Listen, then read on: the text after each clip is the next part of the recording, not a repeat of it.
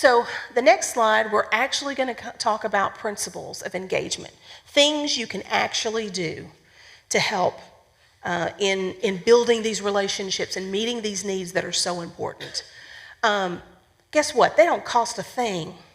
If you look at the list, you don't have to go buy any curriculum. You don't have to go to the store and buy a bunch of fidgets for this particular principle. These are things that relationships are made of. So, things like behavioral matching. So when I talk about matching someone's behavior, do you have any idea what I might be thinking of? It's like saying, I get upset too, just like you're upset. Okay, so yeah, kind of normalizing, yeah. So what about physically matching behavior? What might be an example?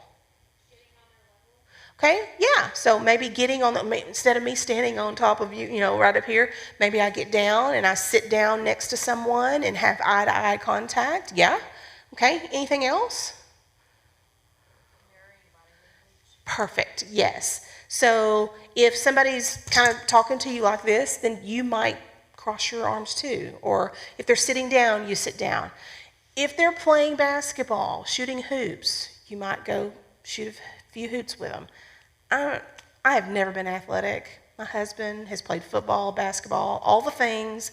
I am not athletic, but if I thought that I needed to go, connect with a kid, I'd throw that basketball or try, and they'd probably laugh at me. But honestly, that would be a fun moment.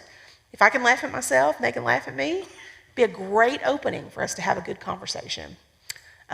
So yes, behavioral matching, getting on their level, talking to them and saying, because they know when you don't like to do stuff.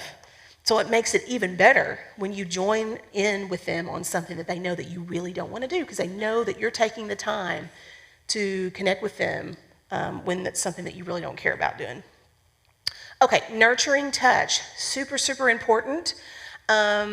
I don't know how you guys treat it here. I know at the school systems and of course at Boys and Girls Country where we work, we have to be super careful, and I know you guys are probably really mindful of that. I would always say to ask permission before you put your hand on a shoulder or anything, especially with a kiddo that you don't know. If it's a child that you know very well and they come up and hug you and stuff like that, that's a little bit different. But touch is so powerful and so important. Touch is one of the first sensory developments that we have, and it starts inside the womb. And so it's really important, especially for kids that maybe have not had safe and nurturing touch, to be able to experience that. So it could be a high five, it could be a fist pump, it could be like an elbow, how we started kind of doing elbows during COVID. But you could also ask them, hey, you okay if I put my hand on your shoulder? Or, that kind of thing. Also, another thing is you can do symbolic touch. Dr. Purvis would often stand behind someone, let's just say this is a person, and just, not touch them, but symbolically have her hand on someone's shoulder.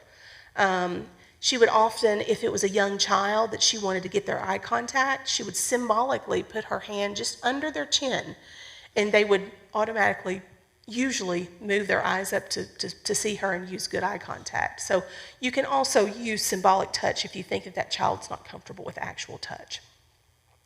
Another thing to be mindful of is using very welcoming and warm eye contact. I learned as a parent that I can be kind of scary with my eye contact. Darting, what are you doing, judgmental, you're gonna be in trouble, that kind of thing. So when you're working with a kiddo, even if they're someone that's causing some issues, being very calm and warm and welcoming will help them to feel a little bit safer, and they might work with you better. And your voice quality. It's real easy for us to just kind of yell across the room. Hey, stop doing that. Hey, I told you. Didn't I tell you? We're not leaving right yet. We got 5 more minutes. I told you. Instead of what we say about behavior matching, coming to them, quietening our tone, talking to, maybe even taking them aside, being close to them, close proximity, and saying, hey, buddy, I know you're really excited about the next activity.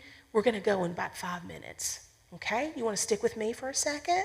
Or you want to fidget for a second while we give them something to do with their hands, something, instead of just yelling across the room. Because that doesn't really create closeness, right? It's more, hey, I'm calling you out in front of everybody, and I'm kind of frustrated, by the way, and I've already told you, all that kind of stuff. It sends a lot. That nonverbal and the verbal say a lot of things, and can set a child off that's hypervigilant. And then the last part that a lot of us, now I will say my husband is great at play. I'm not so good at play. A lot of times as adults, we get so serious and we forget about how to be playful, especially when our kids are driving us nuts. And so if you can find a way to be playful, it might get a kiddo back on track within just a half a second versus giving them a lecture, making them matter, making them feel like they can't do something, or giving a bunch of consequences, all that kind of stuff. If you can take a moment just to try to go, what? I can't believe, what am I hearing? Something funny, and they go, oh. So at Boys and Girls Country, it's always, miss, okay, miss, fine, Or if it's our kid, it's like, oh, whatever, okay, fine. And then, usually they'll get back on track. Now, I know that there are lots of circumstances, especially in our world, where just playfulness doesn't work. But we'll talk about that in the last part of our presentation. But becoming more and more playful, because Dr. Purvis would say that play often disarms fear. Because if you can be fun and calm and playful, then they'll go, okay, this person is safe, and maybe I can trust them, and maybe I can talk to them and work some things out with them, okay? And then all of a sudden you have this, what she used to call an attachment dance.